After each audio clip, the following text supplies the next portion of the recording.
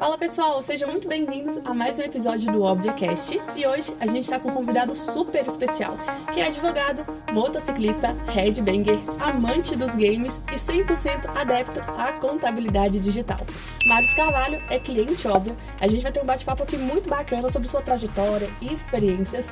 Esse bate-papo tá muito incrível e é óbvio que você não pode perder. Solta a vinheta.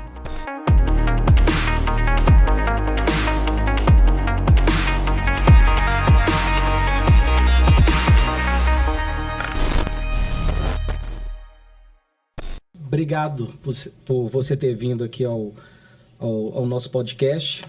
Mas tem uma coisa engraçada. Na hora que falaram que ia vir aqui um advogado, mestre em Direito, que já tinha sido procurador-geral do município de Contagem, o cara que faz faculdade de Filosofia, presidente do PSDB de Contagem, eu imaginei que ia chegar um cara de terno aqui, com gel no cabelo. E aí, na minha frente, um cara com camisa do Star Wars.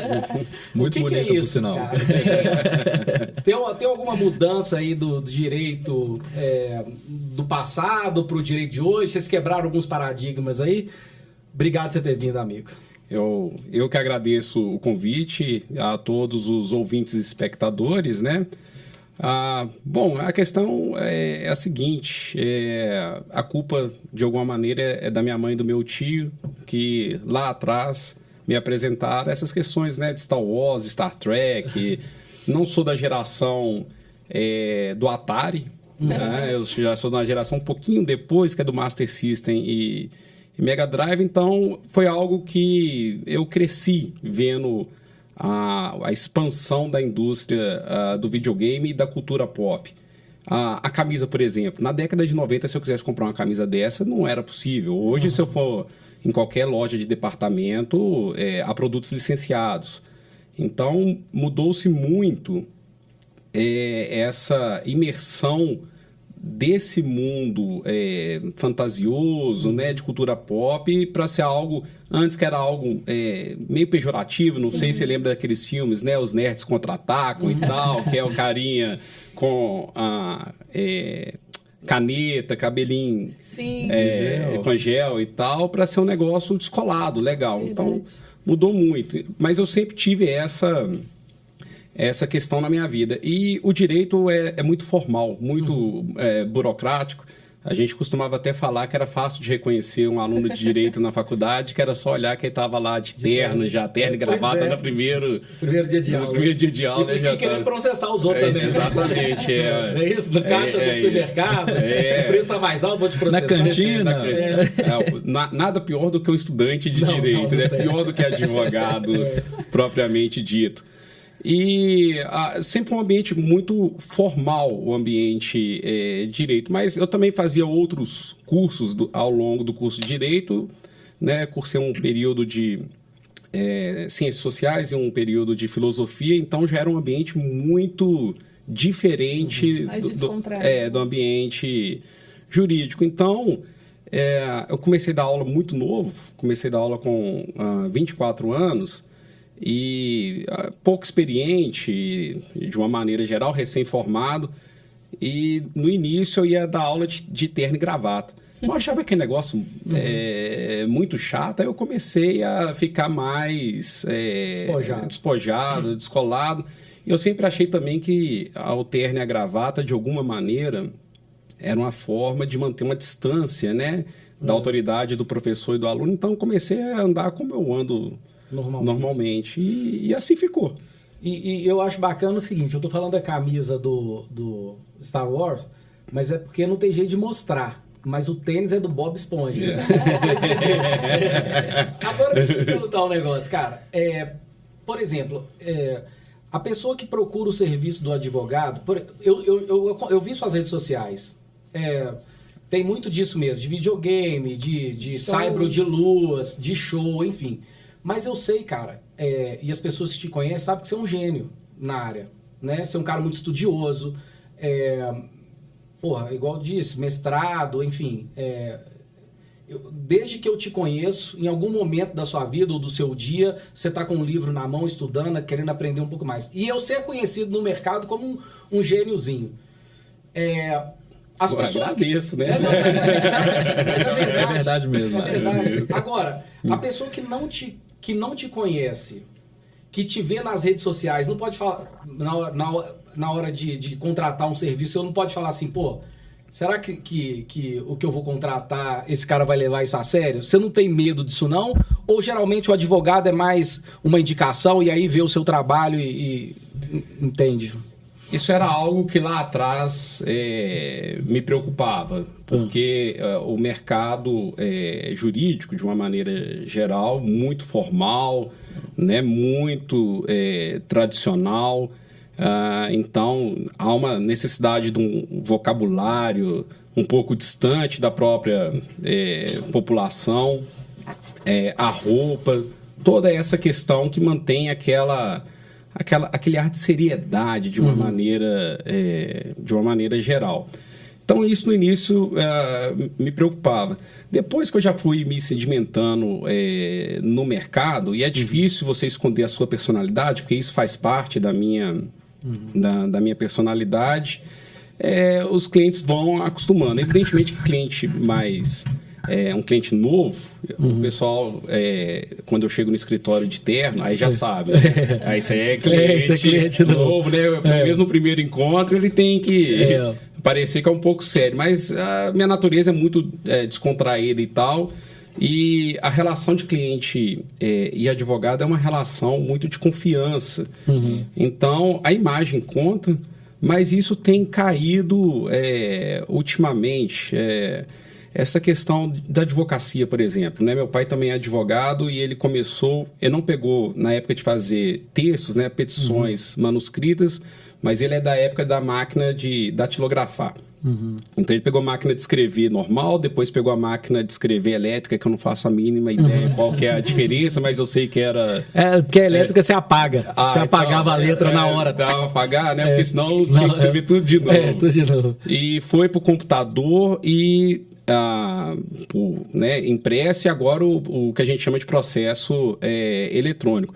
Ele, de alguma maneira, conseguiu, né, fazer essa transição.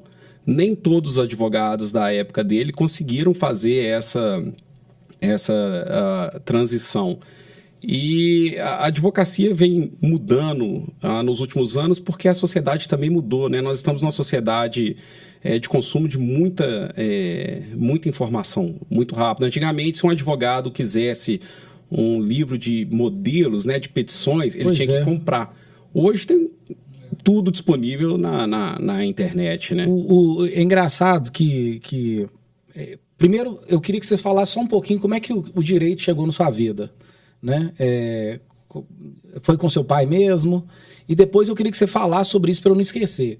Porque você me contou um caso uma vez que você teve que fazer uma pesquisa num livro, alguma coisa nesse sentido. Você teve que pegar um ônibus e ir a Brasília para ler... São Paulo. São Paulo. Mas beleza, me conta um pouquinho como é que o direito chegou na sua vida. Eu sou do último ano em que se podia fazer o curso técnico. Somente o curso técnico. Depois você não faria o ensino médio tradicional, você faria o curso técnico. Depois passou a ser concomitante, você tinha que fazer o curso que chamava o científico, né, e o técnico, um de manhã, outro à tarde, o que valha. E minha mãe trabalhava no Senai. E o chefe da minha mãe e o meu pai sempre ficavam insistindo para fazer algum curso lá no Senai.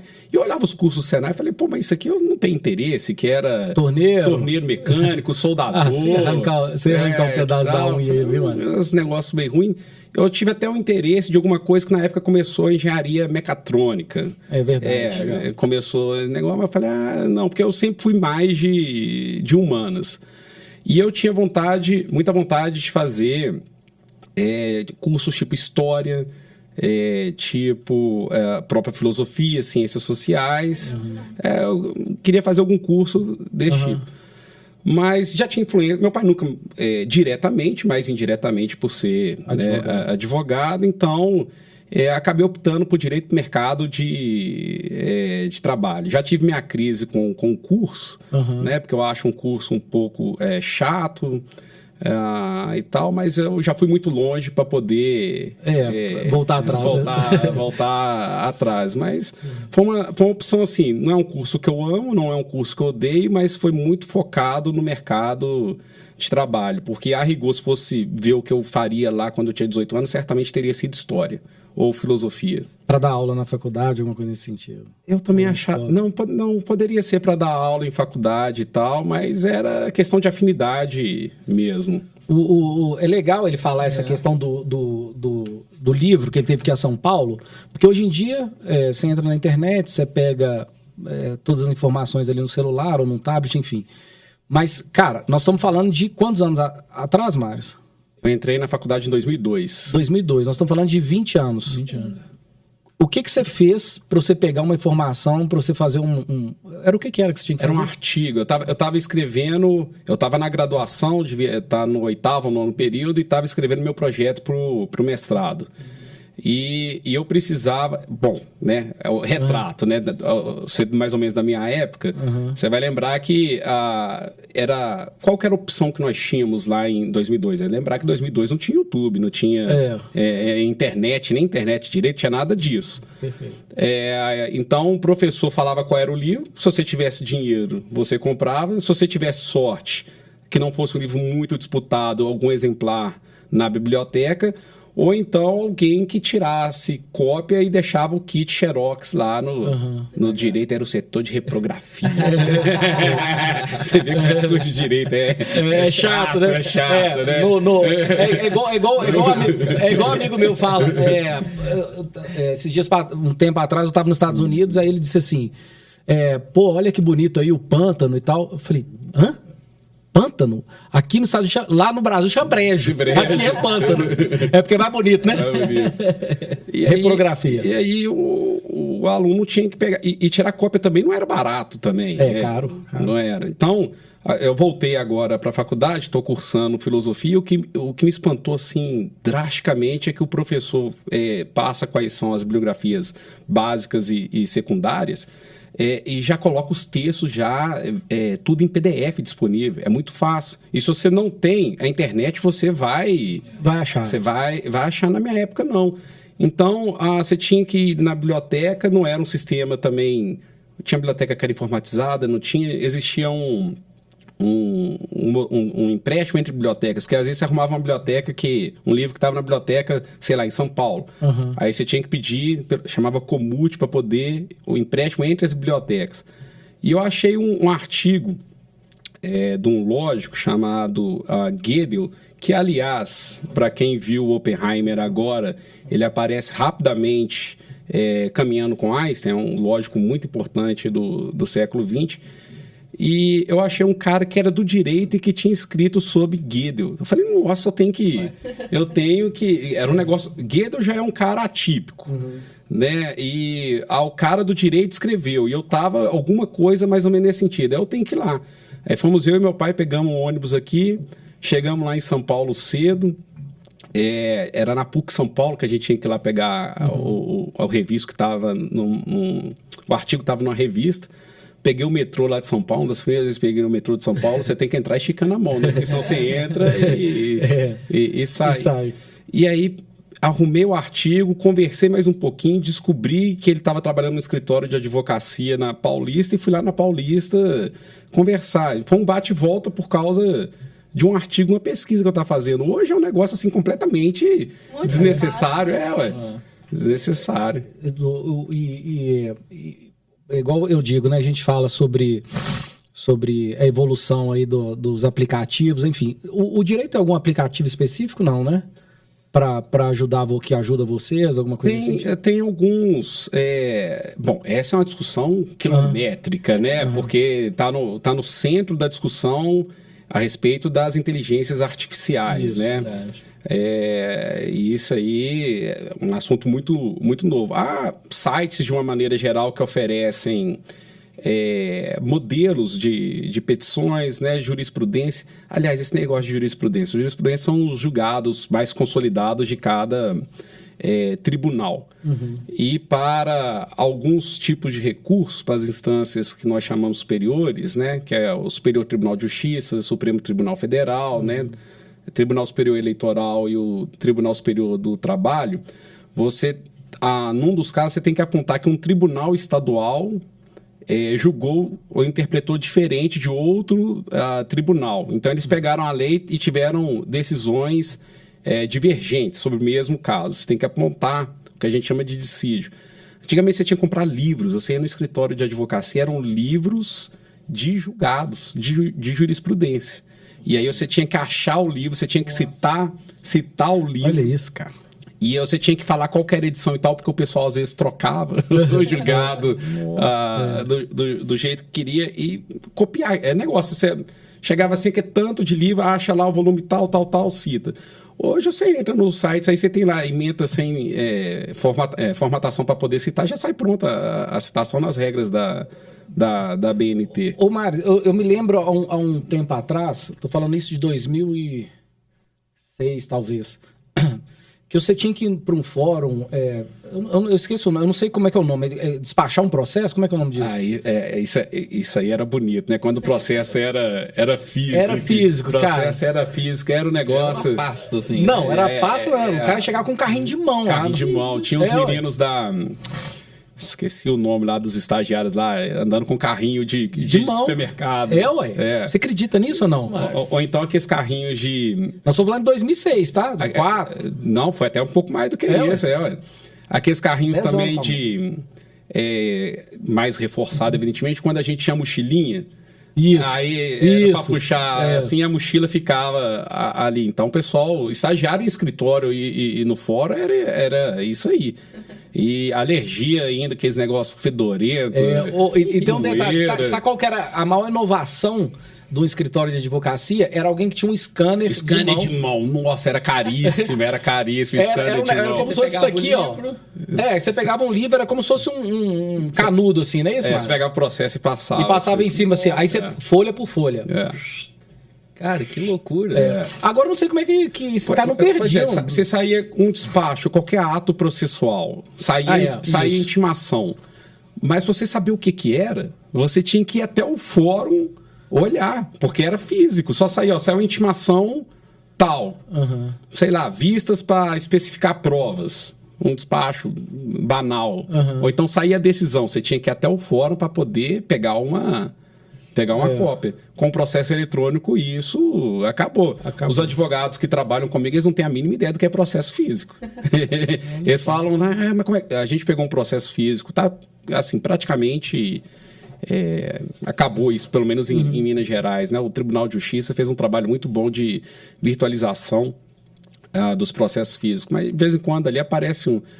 Aí a advogada lá, mas como é que eu faço protocolo nisso aqui? Não tem. Eu falei, faz protocolo postal. Ela, protocolo postal? Que é isso? Né, cara? Porque, veja bem, o processo estava em Belo Horizonte. Para fazer um protocolo no processo físico, você tem que ir até Belo Horizonte. Só que seria um problema se você advogasse no interior. Você está lá em, sei lá, São Lourenço, você está... Você, para vir na capital, não faz sentido. Então, você faz um protocolo no correio, que é o protocolo postal. E aí, chega lá no fórum. Agora, assim... Advogado, hoje em dia, não vai a fórum, não. Não vai não, né, cara? Não vai, não. Eu costumo dizer também, é igual publicidade, assim, quer dizer, as coisas vão evoluindo, né? Eu me lembro também na publicidade que para você fazer um vídeo, você tinha que comprar uma câmera de qualidade. Uma câmera nos Estados Unidos, um pedestal, não sei das quantas, que eles estendem e tal. Hoje em dia, cara, você pega um iPhone aí, desse último modelo, você pode andar, você pode fazer o que for. E não tinha China antes, não, né? Porque na China agora tudo barateou também. Tudo barateou. Era tudo mais caro também. Acho que tem a ver também um pouco com o direito também. Porque você tinha um custo alto com isso, de uma maneira geral, as coisas eram inacessíveis demais para, assim, falando da experiência do brasileiro, né? Eu me recordo, a gente sempre faz essa conversa que na década de 90 ali, para você comprar um videocassete, para poder comprar uma máquina de gravar, né? Videogame, televisão, né? Você fazia consórcio. Você não conseguia, não tinha cartão de crédito, né? Crediário era caro. Para você poder ter acesso, era consórcio. Né, velho? O pessoal consórcio hoje está lembrando só de consórcio de carro, casa, né? Exatamente. Mas antes você fazia consórcio para televisão, videocassete, Que loucura, né? câmera de filmar. Ô Mário, esse podcast serve para muita coisa, né? A gente fala que você vai contar um pouco da sua experiência de direito, política, enfim. Mas tem um ponto que eu queria que você falasse, cara, que é a relação que você tem com a sua mãe e com a sua família, né? Com o seu pai também. Porque você sempre fala sobre o incentivo que ela te deu. Eu acho importante você falar isso, porque daqui a 10, 15 anos nós vamos ver esse podcast de novo, nós vamos lembrar disso. E eu queria que você falasse também da importância da escola na vida das pessoas, que eu vejo que você é muito preocupado, quem é amigo seu próximo, assim, que, por exemplo, não frequenta uma universidade, ou que parou ali no 2º grau, enfim... E você é um cara chato, você pega no pé, enfim. Mas você é chato porque a sua mãe ou alguém da sua família pegou no seu pé nesse sentido? Como é que é? A questão é a seguinte, minha família não nunca foi uma família pobre, assim, pobre de passar necessidade, mas também nunca foi uma família rica. Uhum. A minha mãe é a mais velha dos filhos e o meu pai também é o mais velho dos filhos. E meu pai começou a trabalhar muito novo, começou a trabalhar com 14 anos. Minha avó, da parte mãe, também é semi-analfabeta. Então, a minha família, de alguma maneira, venceu na vida, assim, não tem ninguém rico, mas também não tem ninguém passando necessidade pelo estudo.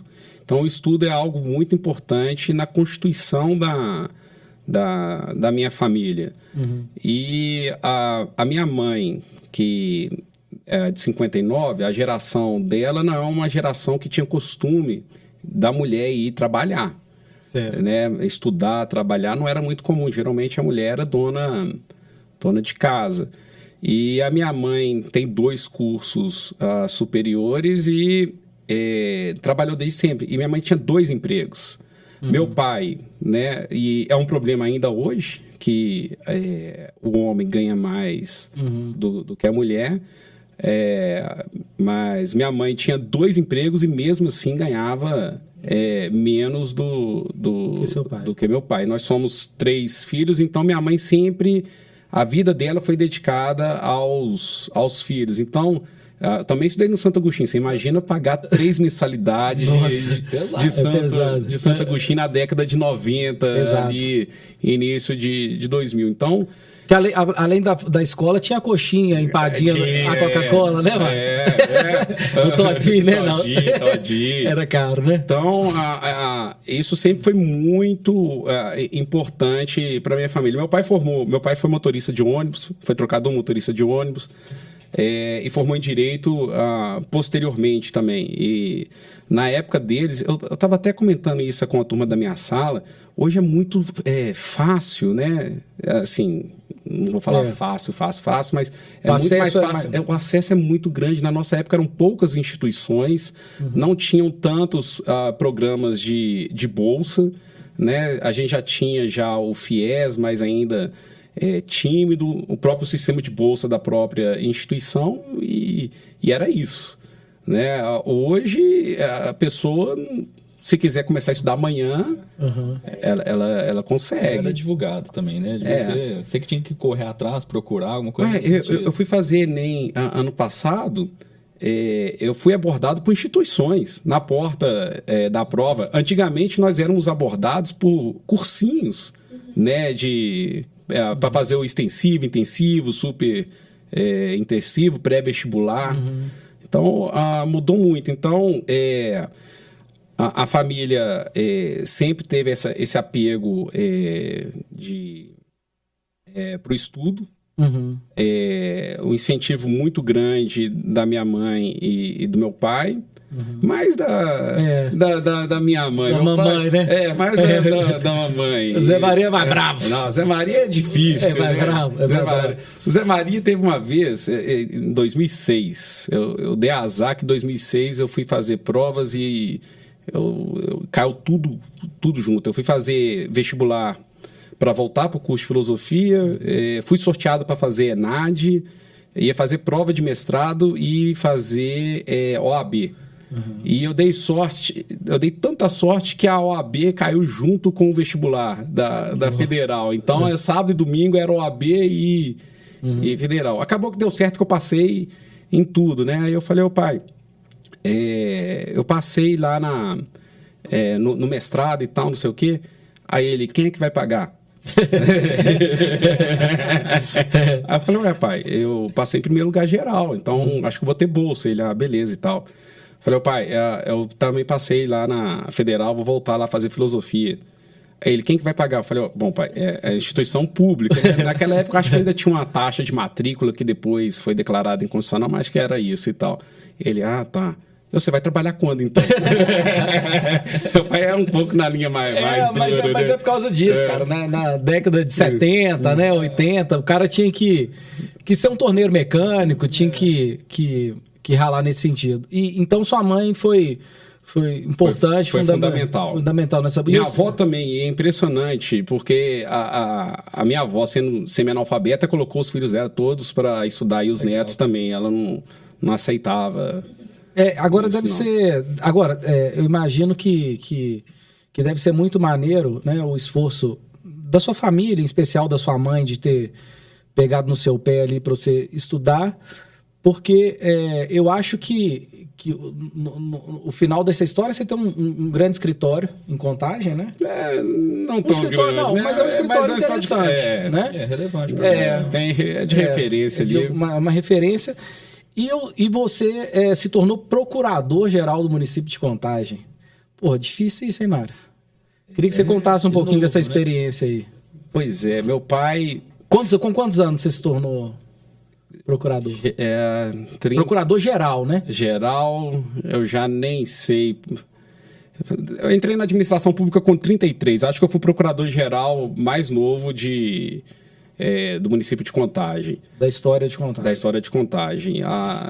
Até os antecessores eram pessoas, né? A gente teve um desembargador aposentado, então, certamente com 60, 70 anos, um pessoal um pouco mais velho. Meu pai sempre foi da política, eu não gostava muito. Nessa época eu estava estudando, quem acompanhava meu pai era mais o meu irmão. E em 2012, muito por acaso... surgiu a oportunidade de advogar para o PSDB. Eu virar advogado do partido, da direita eleitoral, que mal a gente vê na faculdade, né? O pessoal vira e fala, eu até fico olhando assim, eu vou ser isso, eu vou ser aquilo. Eu falei, não, você vai ser o que aparecer na sua frente. E geralmente é direito de família. Direito de família não, são as causas da sua família, nem é o direito de família propriamente dito. Surgiu a oportunidade, advoguei, me dei bem, e aí eu recebi um convite, na época foi do ex-prefeito Carlinhos Moura, para integrar a administração. Comecei num cargo menor de assessor jurídico, depois eu virei assessor 4, gestor público, e terminei a gestão do ex-prefeito Carlinhos, como procurador-geral adjunto do município. Posteriormente, recebi o convite do ex-prefeito Alex Freitas para coordenar a campanha de prefeito. E foi um negócio meio engraçado, porque quando eu deixei o governo do Carlinhos para ir para a campanha do Alex, o Alex ele não pontuava. Entendi. Ele era traço nas pesquisas. Na verdade, eu ia ser só o jurídico. Na bem da verdade, o Alex pediu para você coordenar. Eu falei, não tem experiência com isso, não. Eu até aprendo, mas vai ter que ter paciência. E aí, acabou que o Alex venceu a eleição, num trabalho, um esforço todo da equipe do próprio Alex, como o prefeito mais votado da história de Contagem, com 73% de intenção de votos e 220 mil votos, alguma coisa desse tipo. E o Alex disse naquela época que eu ia ser procurador-geral, porque eu já tinha advogado, já tinha já tinha sido anteriormente, mas, por ironia do destino, eu acabei virando secretário de governo, que cá entre nós é o esgoto de qualquer governo. O esgoto do governo... É mesmo, cara? É só problema, né, cara? Só problema. Bateu na Secretaria de Governo... Secretaria de Governo é cargo, negociação com a Câmara, coordenação dos projetos estratégicos do governo. Então, trabalhava 16 horas por dia. Ninguém imagina isso. Não tem dia de paz. Eram umas 250 ligações por dia. Eu tinha 2 secretárias. É um negócio tão absurdo que eu tinha uma secretária para manhã e tarde, outra tarde e noite. E depois de ter ficado um tempo lá apanhando muito, né? Porque quando dá certo, é o prefeito. Quando dá errado, é o secretário de governo, né? Isso aí isso é sempre assim. É sempre assim. E aí, depois de um ano tomando muito castigo lá, apanhando muito, eu fui para a Procuradoria-Geral do município. E aí, esse meu jeito irreverente, né, descontraído, foi um choque, né? Muito novo lá para os próprios procuradores. Mas sempre tentei trabalhar de porta aberta, receber todo mundo e muito descontraído, porque, sinceramente, eu não gosto dessa formalidade do direito que mantém as pessoas distantes.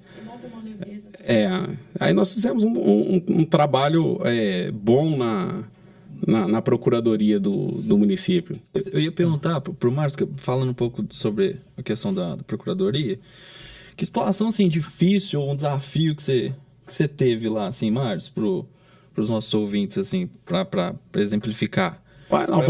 Para exemplificar o que um procurador ou responsável jurídico pelo município faz. Pois é, o que é o procurador do município antes disso, né? Ele é o advogado do município. Então, se tem uma causa que o município proponha ou o cidadão propõe alguma causa contra o município, quem faz a defesa é a procuradoria. Quando eu cheguei na Procuradoria, nós tínhamos alguns problemas.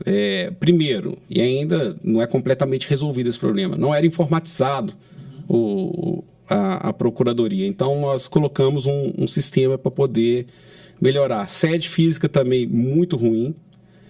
Então, nós trocamos a sede física. Nós também... alteramos o plano de cargos e salários, mas a questão mais importante para mim foi duas questões muito importantes. A primeira foi a arrecadação. Quando eu cheguei na Procuradoria, o município conseguia arrecadar daquilo que ele cobrava em torno de 30 milhões ano. Quando eu saí já era em torno de 90. Então, subiu muito. Agora, o maior desafio que nós tivemos, e aí não foi só a Procuradoria, foi o próprio prefeito Alex e todos os prefeitos de Minas Gerais, foi a retenção da parcela do Fundeb e do ICMS dos municípios pelo Estado. Então, isso aí foi muito problemático. E nós conseguimos fazer alguns bloqueios desses valores nas contas do Estado. Eu já não lembro mais quanto que é, mas alguma coisa próxima de 200 milhões, o que ajudou muito a manter em dia os salários e os serviços públicos funcionando. Mas, com certeza, acho que o maior desafio... tem um outro também, né? Nós pegamos ainda pandemia né? Pesado, né? Nós pegamos pandemia. A pandemia foi um negócio... 3 coisas... Bom, quando o negócio tem que acontecer, acontece, né? Nós tivemos um problema do Fundeb, retenção de Fundeb e ICMS. Nós tivemos a chuva de final ali de 19, início de 2020, que é chamada a chuva de 100 anos, que destruiu tudo. Nós tivemos um processo complicado para retirar as pessoas lá do Morro dos Cabritos. As pessoas não queriam sair, nós tivemos que propor ação. E é engraçado, a pessoa é muito apegada à casa, né? A casa está para desmoronar e a pessoa não quer sair. Então a gente tinha que propor ação para retirar as pessoas. Mas você tinha que ir lá no local também, não? Eu peguei a minha equipe, né? O pessoal sempre muito arrumadinho e tal. Falei, vocês vão ver agora a contagem real. Nós vamos ver por que a gente trabalha. E eu coloquei minha equipe na rua. Para tentar evitar o número de ações, para tentar ser o mais rápido possível. Eu chegava no morador e falava, olha, vou te dar a opção, o senhor pode sair agora, a gente pode mandar o senhor para o Bolsa Moradia, né? Se o senhor não tiver um lugar para ir para o abrigo, e tal, ou então, se o senhor não sair, nós vamos, vai ser feito aqui um termo, eu vou propor ação e eu vou voltar aqui com polícia. Aí o senhor decide. Então, nós fizemos esse trabalho para convencer as pessoas. E a pandemia foi uma loucura, porque ninguém sabia de nada. Eu lembro que nós tivemos um dos primeiros casos de Minas Gerais, talvez do Brasil, de isolamento forçado por decisão judicial.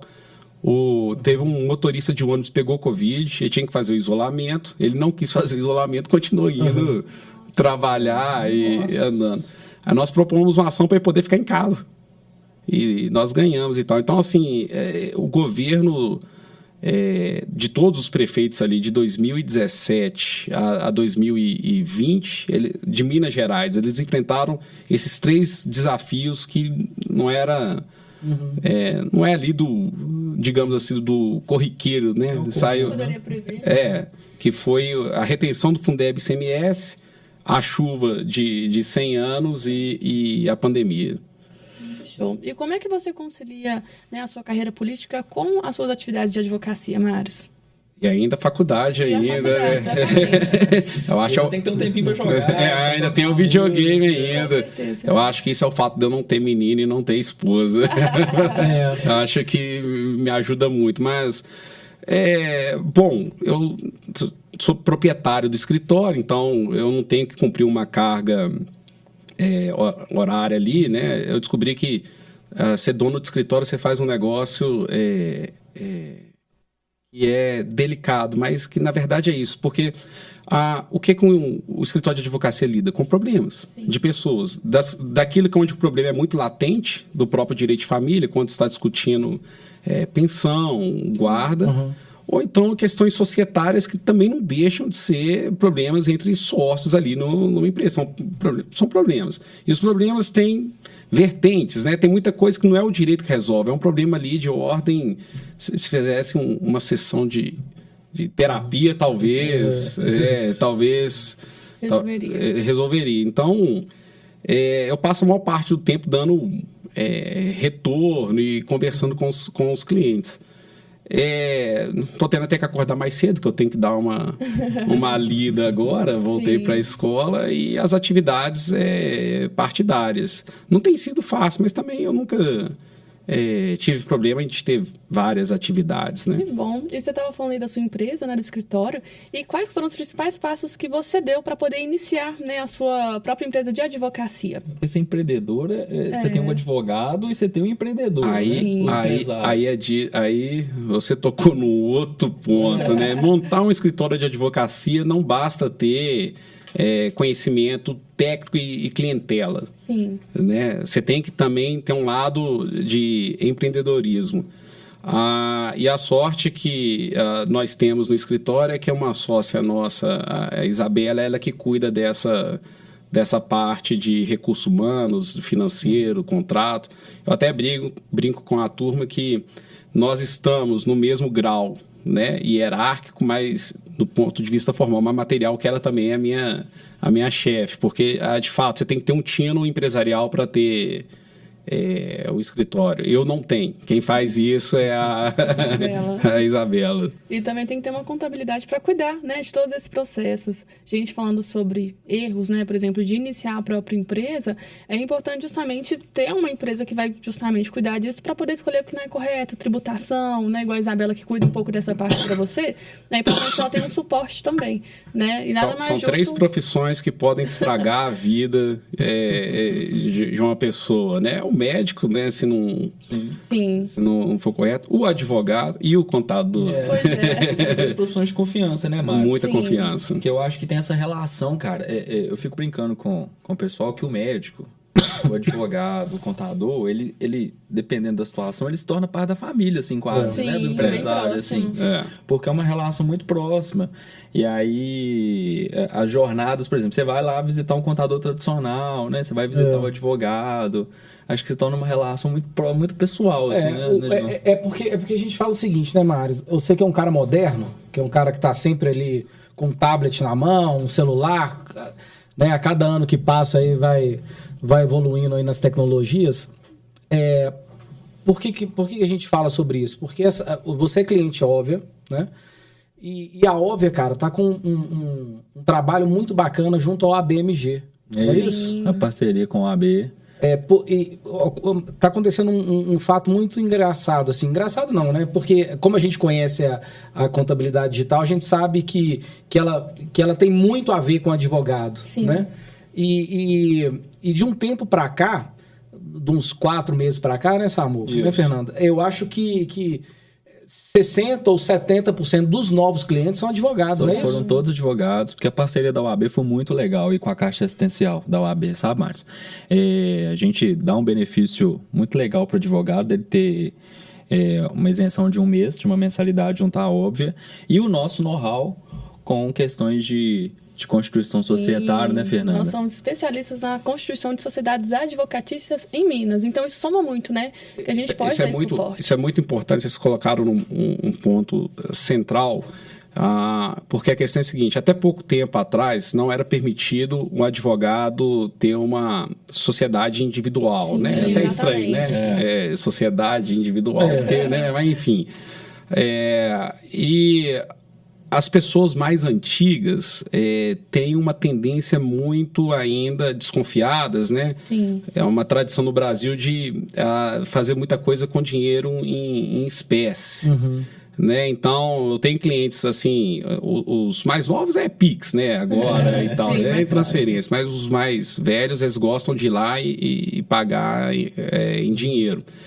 E o problema disso tudo é que o advogado, o profissional liberal, de uma maneira geral, com essa mudança passou a receber muito dinheiro na sua conta de pessoa física, e aí passa a ter um problema, porque vai pagar ali, a depender do rendimento dele, 27,5% de tributação. Então, essa questão societária, que ele vai reduzir ali talvez para 10%, 11%, a depender do faturamento e da nota, e ter uma empresa especializada para cuidar da contabilidade é de suma importância, porque senão ele começa a gerar muito dinheiro na conta de pessoa física, mas está pagando muito imposto. Eu tenho percebido o seguinte, que logo que a gente começou com esse trabalho lá na UAB, inclusive agradecer o Sérgio, o Sanders, que abriram as portas para a gente lá, a gente percebeu o seguinte, que o advogado, ele tinha pânico de contabilidade. Sabe? Então, assim, a gente falava, nós temos um aplicativo de contabilidade e tal. E o cara, não quero mexer com contabilidade, eu não sei mexer com isso, eu fiz direito, não fiz matemática, é difícil pra caramba, sai correndo do negócio.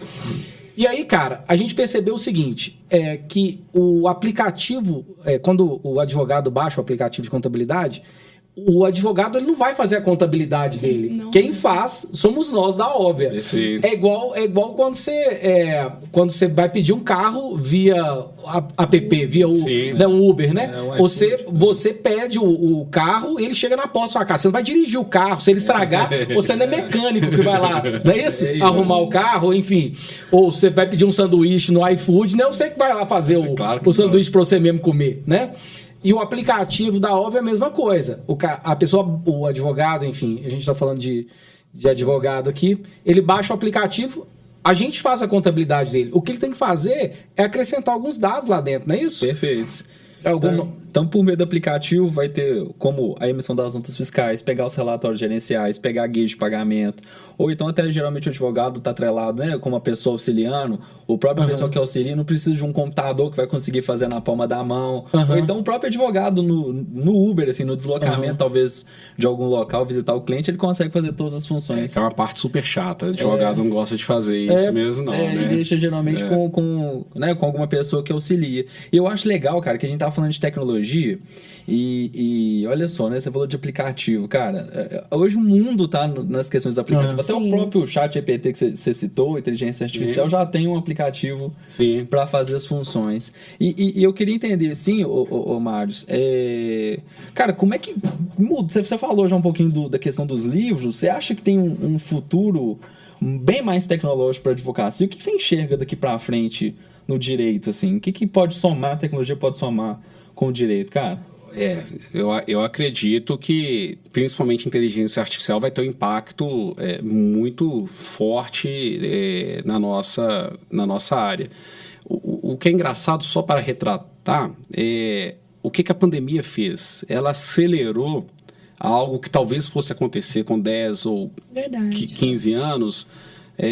Hoje, alguns clientes, né, tirando novamente, né, pessoas que são mais antigas ou têm aversão à tecnologia, mas cliente não quer ir mais ao escritório.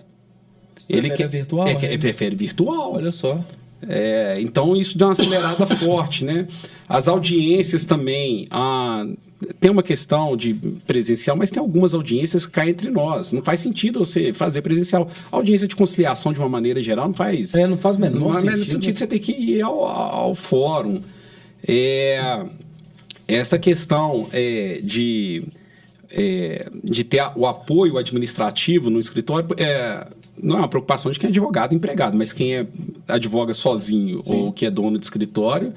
Essa é um dia a dia forte. É uma questão forte no dia a dia de um escritório, porque até na precificação, né, nós temos assim, a tabela da OAB, que vai até sair a tabela nova, que fala lá qual é o mínimo de honorários. Mas o advogado não tem noção quanto que custa realmente o serviço dele. Ele não faz ele dá um número lá que acha que tá bom, mas ele não está fazendo aquele cálculo, né? Quanto que ele gasta de energia, de aluguel, pagando os impostos e tal. Ele não sabe precificar quanto que é a hora dele. Então, vai ter um impacto grande essa questão aí de tecnologia. Eu não sei dizer. As pessoas também estão com muita preguiça, né? Eu não sei vocês, mas assim, se eu tiver que ligar para um restaurante para eu pedir comida, eu vou morrer de fome, né? Ô Márcio, eu vou. O que eu quero fazer? Eu quero entrar no meu celular ali, pedir, e vai chegar na porta de casa. Eu não conversei com ninguém, mal converso. A gente não liga mais esse tipo de coisa. Em algum momento isso vai acontecer com o direito. Hoje, já há aplicativos que a pessoa consegue olhar o processo dela, né, recebe informações pelo WhatsApp, tipo essas conversas que a gente tem desses bots, né, preparados. Mas vai chegar num ponto que o cara vai querer, nem sei como é que a OAB, a legislação vai lidar com isso, mas a pessoa vai querer escrever o que aconteceu com ela e que já saia a petição. Ô, Mário, você está falando aí do acesso à informação, né, de direito. Eu fico imaginando, com essa questão do site GPT, que se você fala alguma palavra, alguma coisa, ele escreve para você e tal. Nós temos um amigo em comum, que a OAB dele é a 001, com o nível de informação que chega na mão, porque ele acha que é advogado, né? Ele acha que ele é advogado, né? Ele fica lendo rodapé de... Aprende as palavras em latim. Aprende palavras em latim, fica lendo dicionário, enfim. Ele acha que ele é advogado, mas isso com o nível de informação que ele tem. Ele chega no celular dele, ele lê, pergunta e tal, e sai andando pela rua e falando que é advogado. Mas o nível de informação que daqui para frente vai chegar, né? Por exemplo, eu imagino que se você abrir o site GPT e quiser mandar uma peça, você consegue. É claro que não fica perfeito, mas esse amigo nosso, que tem o OAB 001, ele monta uma peça ali no GPT. Olha, é impressionante o chat GPT. Eu uso para o meu dia a dia, tanto acadêmico quanto profissional. Ele é impressionante. Se você pedir para escrever uma petição assim, ele escreve. Se você pedir para fazer uma minuta de projeto de lei, minuta de decreto, sai bonito. A questão toda é que eu considero tudo que ele coloca superficial. Ele fala bonito e tal. Isso, ele fala bonito e tal, até para trabalhos acadêmicos também. Eu falava com o pessoal da minha sala, se você jogar aí e apresentar sem nenhuma correção, você vai bombar, porque ele é superficial. Mas ele faz aquele trabalho braçal. Você fazer um projeto de lei, por exemplo, chato demais, escrever artigo primeiro, segundo e tal, já sai o esqueleto pronto. A partir daí você tem que melhorar, trabalhar. Eu gosto muito de usar, principalmente hoje em dia você tem que escrever cada vez menos e de uma maneira muito objetiva, então eu gosto de de pedir para ele corrigir questão de coesão, ou para ele reduzir texto, né? Às vezes você tem que, na escola, por exemplo, escrevi o texto, aí tinha 500 caracteres, tinha que ter 300 caracteres, aí você pede para ele reduzir, é muito bom para o dia a dia esse tipo de situação. Mesmo, né? Não substituir, digamos assim. Substituir eu acho ainda difícil. Provável, né?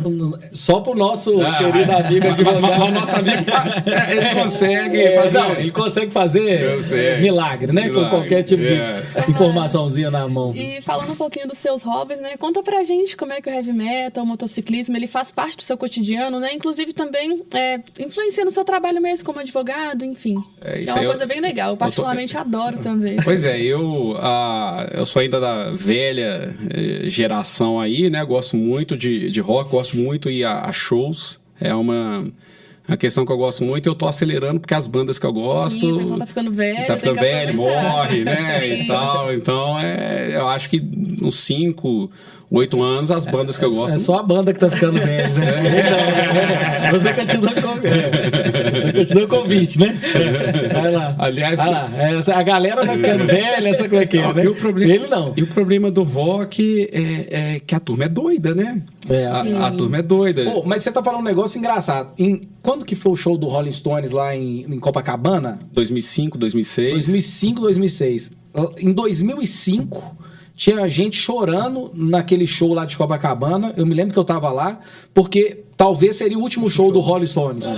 Já passaram 20 anos, cara. Mick Jagger fez 80 anos ontem. Só pra entender. Então tem muito tempo aí.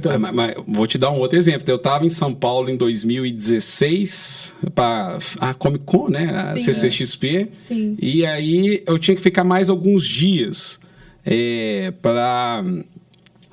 ver o show do Chris Cornell, que era o vocalista do Audioslave e do Soundgarden. Só que era época também de transição. Então, se eu ficasse lá, o Alex ia me matar. Né? Aí eu falei, depois eu vejo o Chris Cornell e tal. O que aconteceu no ano seguinte? Ele morreu. Pois é. Né? Entendeu? Então, agora eu tô... esse peso, assim, tentando aproveitar o máximo. Eu tô acelerando, porque eles não vão tocar. Sim. E eu tô triste que eu tô sem moto, né? Um motociclista sem moto é um cara, né? Um sujeito triste. Vamos pôr uma Honda Bis pra você, cara. A Honda Bis é motoneta, né? Não é motocicleta, né? Não dá. Triste, mas é um esporte, assim, caro, perigoso, mas é muito divertido. Você acredita que isso anda a 300 por hora numa moto? Cara, onde em Belo Horizonte que você anda, cara? Não, andava no circuito, né? Exatamente, eu nunca fiz isso. Você nunca fez isso no trânsito? No trânsito, não. Na João César, não. Na João César, não. Só no circuito. No circuito. A 300 por hora. E da onde que surgiu esse hobby, ô Márcio? Isso é uma questão muito engraçada. A história boa de contar. Tinha uma série que chamava House, que era de um médico meio rabugento e tal, mancava. E eu tava vendo, era primeira ou segunda temporada, ele para na primeira temporada. É um capítulo que a menina tem um câncer e tal, e a menina ia morrer, e ela acabou passando para os médicos que eles estavam aproveitando pouca vida, e ela que tinha um tempo de vida já mais curto, estava mais do que ele. E ele sai, depois que ele resolve o problema da menina, ele sai numa loja e vê uma Aprilia, uma moto italiana e tal, e ele resolve comprar. E aí é bonita a cena que ele sai pilotando a moto e do alto, assim. Falei, não, eu vou comprar uma moto. Isso em 2008, eu vou comprar uma moto. Aí cheguei na loja e tal, me dá essa moto aí, não sei o que, blá, blá, blá.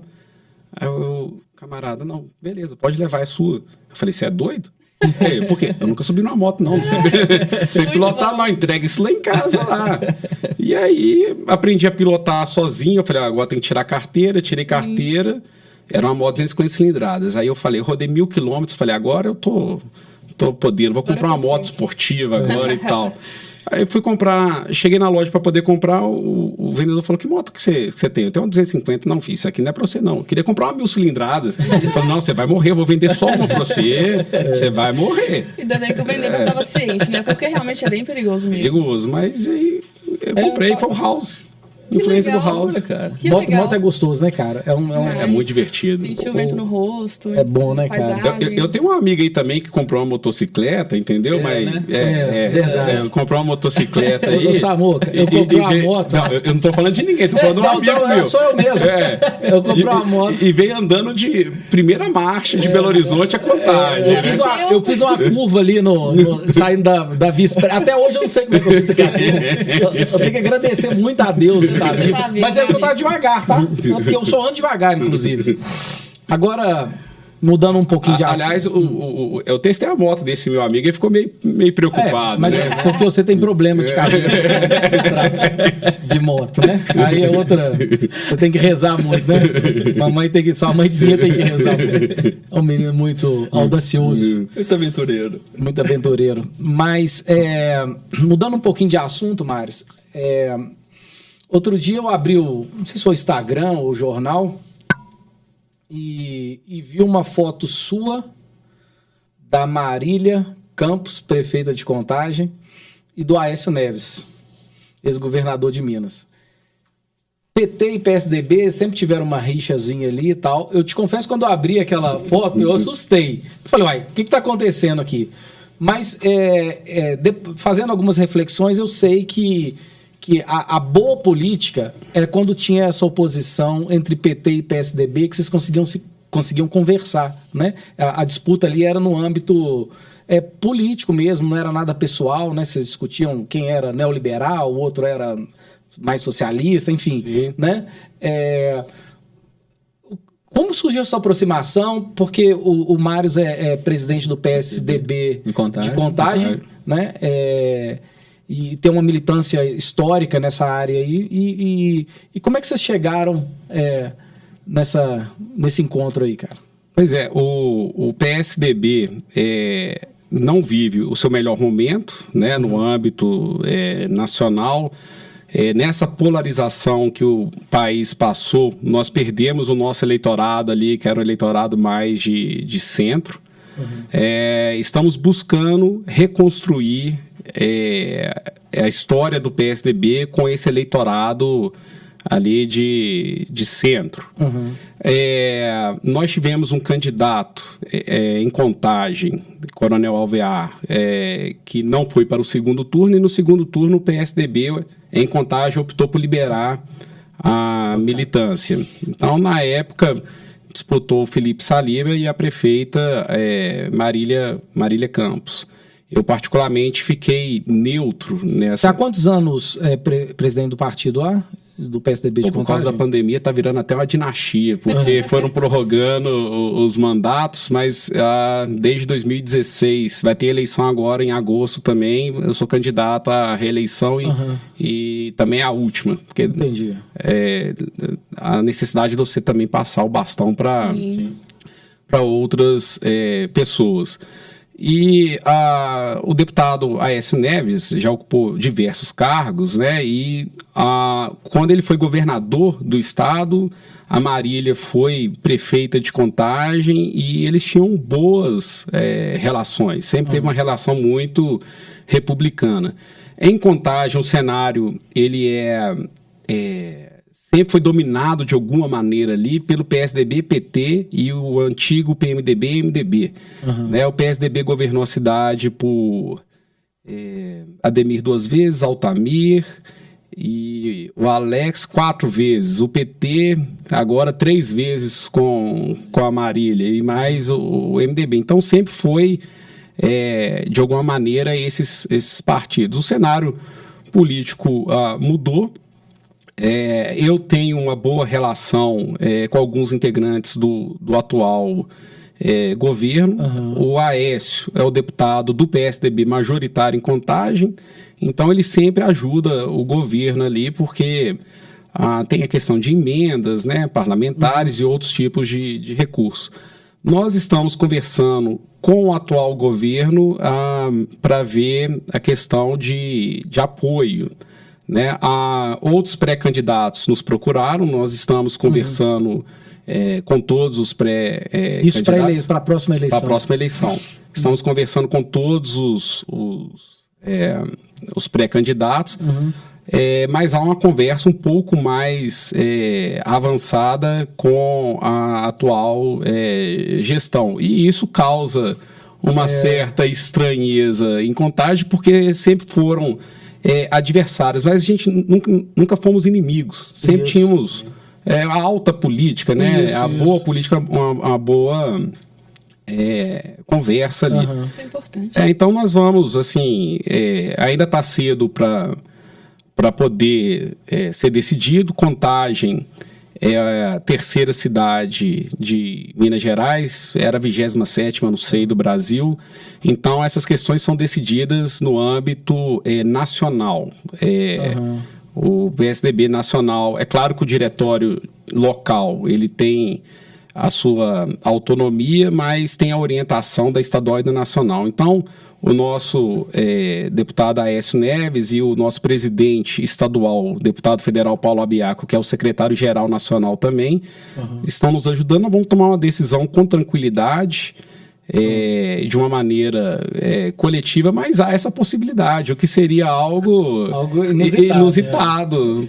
Se bem que teve uma vez aqui na PBH, né? Com o Pimentel, Aécio e... Sim, nós já tivemos também... não é novidade, o PSDB já apoiou o Lula também, lá atrás. O Flávio Dino, que é o atual ministro da Justiça, o vice dele, quando ele era governador do Maranhão, pelo PCdoB, o vice era do PSDB.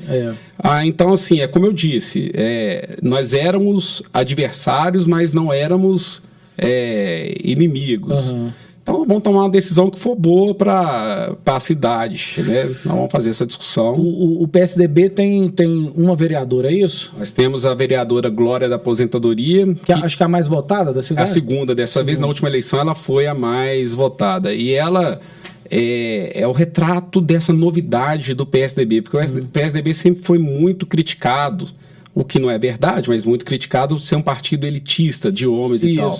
E a Glória é o contrário disso, que é mulher, negra e de Então, é um momento novo, assim, a Glória é de qual região lá de Contagem? Região do Nacional, na 313. A região do Nacional é uma região onde o PT não tem histórico de voto não, né, Mário? Acho que até que perdeu nessa última eleição. Então eu imagino que o governo olha com carinho para a Glória, hein, cara? Tem duas pessoas lá que são máquina de votos, né? É a vereadora Glória e a vereadora Silvinha. Né? E o Nacional, junto com o Ressaca, deve ter ali uns 130 mil eleitores, né? Dos 460, então é uma região muito importante e decisiva. E são duas vereadoras...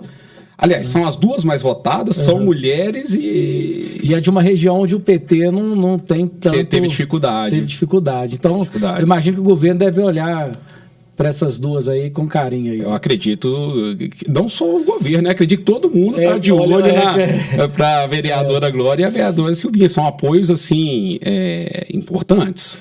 Ô, Mário, agora eu percebo que você gosta demais de política, né? Você é um apaixonado, né? Fazer o quê, né? Agora, dá pra sentir aquele... Sabe quando tá coando um cafezinho assim, ô Samuca? Sabe, Fernando? Que dá aquele cheirinho de café assim no ar e tal. Tá dando aquele cheirinho de candidato assim no ar de Mário Carvalho ou não? Há uma discussão já há algum tempo de eu colocar meu nome à disposição.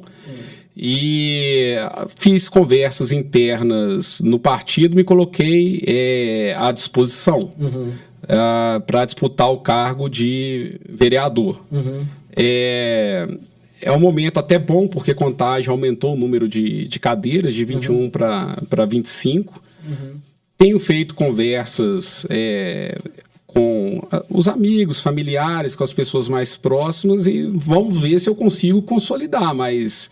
O nome está à disposição. É mesmo? O nome está à disposição. Eu vou te dar uma dica de amigo, cara. Vai curtir o seu showzinho aí. Vai quero dar de moto. Vai ser feliz, cara. Vai, né? Não, ser vereador deve ser um negócio mais difícil e chato, imagino, da história. Aí é uma verdade, né? Porque o cargo público, de uma maneira geral, implica em renúncias, várias renúncias, né? Por isso que eu respeito essa turma demais, cara. Porque 24 horas de... você não pode, por exemplo, ir num shopping num dia de semana, sei lá, tô falando num shopping, mas almoçar em algum lugar que você não seja monitorado. O que você está fazendo aqui? Ainda mais hoje em dia que a política tá a política na base do xingo, né, cara? Que a rede social tá fervorosa dos twitters, né, Márcio? É a questão da lacrate, né? Dos lacradores. Então, antigamente, eu me recordo, se chegasse um deputado federal, um senador, ele era tratado com respeito ao cargo, né? Você podia até não gostar da pessoa, mas tinha respeito pelo cargo. Hoje as pessoas querem pegar ele almoçando e gravar e falar aqueles predicados bonitos, né? É verdade. Provocar. Eu mesmo, quando eu ocupei cargo de secretário no governo, às vezes eu ia para um show, cortava meu ponto. Lógico. Tem diversos ofícios meus lá, isso é reconhecido lá na administração, que quando eu viajava para isso, eu cortava meu ponto. Então, veja bem, eu viajava sem receber, cortando o ponto ali. E o pessoal ainda falava que era um absurdo, que eu estava viajando era com dinheiro público, é sempre assim. É difícil. Que a gente falou aqui de direito, de política, de moto, de heavy metal. E assim, só de falar já cansou, mas tem uma coisa que o Marius é incansável, que é o gamer incansável. Isso é verdade. Cara, você curte anime? Como é que é esse mundo, assim, geek, de jogos, dessa relação pop, assim? Gosto demais. Eu cresci, né, jogando videogame, lendo revistinhas em quadrinho, tendo os produtos eletrônicos. Outro dia, eu estava até brincando com o nosso amigo, aquele outro nosso amigo, que a gente estava vendo na casa do Arregui, comerciais antigos de produtos, principalmente Estrela e tal. E aí eu falando, não, eu tive esse. Aí eu Arregui, eu tive esse. E o nosso amigo lá... Triste. Ele tinha um falsetão, né? Triste e tal. Aí chegou no Cavaleiro do Zodíaco, eu falei, nossa, eu tive aí os bonequinhos da Bandai, Cavaleiro do Zodíaco e tal. E o meu tio tem até hoje Eu tenho os mangás lá em casa. Pois é. Aí tem, assim, eu vou pedir aqui pra mandar foto. Ele mandou foto. Aí o nosso amigo... Não, porque eu pedi pra minha mãe comprar, ela comprou. Ela comprou um falseta. Era uma roupa falsetaça. Tadinho! O cara marca, né? Fica triste. Mas eu gosto muito. É uma indústria muito forte hoje em dia, né? Sim, a indústria de né? videogames muito forte, né? Meu pai fica horrorizado que meu pai viu daquele negócio de pixels, né? Aquele negócio muito feio, para um negócio que ele fala, isso é jogo ou é filme? Ele fica assim horrorizado e tal, mas que isso? Ele fica olhando assustado. Então evoluiu demais e os jogos hoje são praticamente cinema, né? Você tem o The Last of Us que tem a agora virou a série. E não foi muito difícil fazer a série, porque era só pegar o jogo e é claro que tem uma adaptação e tal, mas o jogo já era roteirizado, né? Tinha atores, atrizes, né? Roteiro, então cresceu muito. A minha tristeza é que eu tô com pouco tempo para poder aproveitar, mas eu gosto de jogar muito. O que você curte? É tiro? Eu sou gamer, eu jogo tudo. Eu jogo FIFA, Mario Bros. Tem um camarada aqui que vai lá jogar um Mega Drive lá, que é bom no Cast of Illusion lá, viu? O cara é bom no Cast of Illusion. Eu parei no Mega Drive mesmo, beleza? Mas quando eu pego alguma coisa dessa nova geração aí, um play, um volantinho para dirigir com aquele óculosinho VR. Isso é importante a gente falar como é que que nível que nós estamos chegando. Eu comprei o VR2 do PlayStation, incrível, PlayStation 5, pois é. E aí a gente foi lá em casa testar. O Rodrigo estava lá. Você coloca aquele negócio, eu tenho um volantinho e tal, você coloca aquilo, você fala, não é possível. Não existe. O Arregui começou a falar, cara, eu tô sentindo, andando num carro conversível, eu tô sentindo o sol na minha cabeça. Eu falei, deixa de ser mentiroso. O vento do... É a coisa mais imersiva que eu já vi na minha vida. Eu também nunca vi nada parecido. É muito louco. Eu não gosto de jogar Resident Evil porque eu tenho, né, medozinho não te e julgo. tal. Eu sei jogar com VR. Se alguém colocar a mão no você dá um soco Você no dá um cara. soco na cara. certeza. Ô, Samuca, Com box, né? agora detalhe, toda a minha experiência com Atari, com Enduro, Pitfall, aí depois vai pro Mega Drive, pro Master, não, pro Nintendo, Você né? pegou Nintendo, Tartaruga Super Ninja, Nintendo, Super Nintendo, Mario, aí pô. eu parei no Super Nintendo. Essa minha bagagem faz eu chegar na casa desse Marcos Carvalho? estimado advogado, dá uma coça nele. Isso aí é mentira. Ô, Mário, você não vai assumir que você tomou uma coça? Não, eu assumo que no Cast of Illusion você é bom mesmo. Aquele da moto, da moto não, do carro. Nós disputamos um rachinha lá, eu acabei com você. Gran Turismo? Tanto que eu não joguei mais. Comeu fumaça? Tanto que eu não joguei mais. Falei, nunca mais eu jogo isso. E Qual que é o problema desse pessoal aí? Né? A gente joga 10 vezes. Aí, se você perder uma e ganhar 9... Acabou, né? Acabou. E quando ele ganha, ele levanta e vai embora. eu levanto e vou embora, Samuel. não tem chance. Samuel, mas aí o que acontece? Ele te dá um controle. E o controle que ele tá, o pneu um pneu nervoso. Você fala, cara, eu acho que o meu botão tá estragado, porque não tá arrancando. Não, porque você é ruim. Vira, beleza. Mas na hora que eu pego pra dar uma coça também, né? Isso aí Você pode ter você tá certeza. parecendo os perdedores ruins lá. O maior perdedor também da minha sala, que a gente vai jogar o Mario Kart, dá pra jogar 4 pessoas ao mesmo tempo, e sempre vira e fala que o meu controle tem alguma diferença e tal. Não, mas tem mesmo. Você é malandrinho. Tem sim. Tem. Eu conheço esse Rodrigo aí. É desse jeito. Maravilhoso, muito bom, viu? Bom, a gente vai encaminhando para o final. A gente gosta de fazer um ping-pong, realmente uma perguntas e respostas aqui que eu vou fazer para você. Jesus do céu, vamos ver como é que vai ser. Pode ficar tranquilo, que vai ser bem legal, até pra gente falar um pouquinho disso também, né? Vamos lá. Qual que é o livro que mais lhe marcou na área do direito, Maris? Pô, tem que ser do direito? Eu quero botar fogo no direito.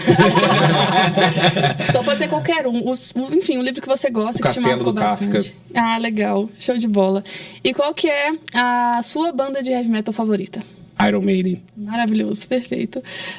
E quais são os próximos shows de heavy metal que você pretende assistir? Nossa, a fila tá grande. Tá, viu? né? Tem todos, né? Tem que ir em todos, que eles morrem. O próximo agora é o The Town, que vai ser dos mesmos criadores do Rock in Rio. Legal. E vai ser em São Paulo. É em São Paulo. Tá bombando. Aliás, eu queria deixar um recado aqui para o Pedro Blanc, que ele não entende nada. A gente só tem show aqui por causa do Roberto Medina. Parabéns, Pedro. E falar outra coisa, Pedro Blanc. Ele ficou de me levar lá no Medina, pro Medina. Ficou de me levar também. Pra autografar O livro, que eu tenho um também. O livro, Porque eu agradeço ao Medina, porque o Brasil não estaria nesse eixo se não fosse o Medina. Legal, show de bola. E o seu jogo favorito? Eu gosto muito do Super Mario, né? Ai, o nostálgico.